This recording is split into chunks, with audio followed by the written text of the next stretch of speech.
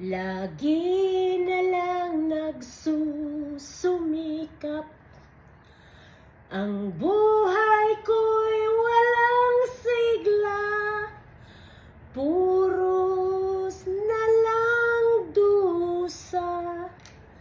Paano ba ngayon ang buhay ko? Isang kahig, isang tuka. Ganyang kaming mga dukha. Sa amin ay walang tumatanggap.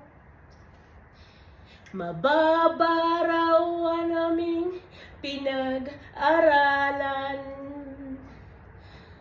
Grade 1 lang ang inabot ko. No read, no write pa ko. Paano ba ngayon ang buhay ko? Sa aking ay walang tumatanggap.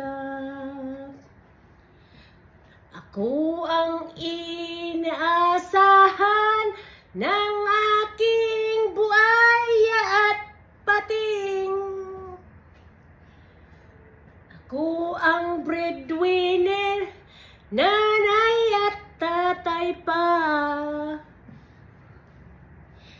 Kayo dyan kayo, huwag kayong mahubusan ng pag-asa. Tularan niyo ako ay matapang at inaapi. Para lang sa contents, pero katutunayan yan. Thank you everyone.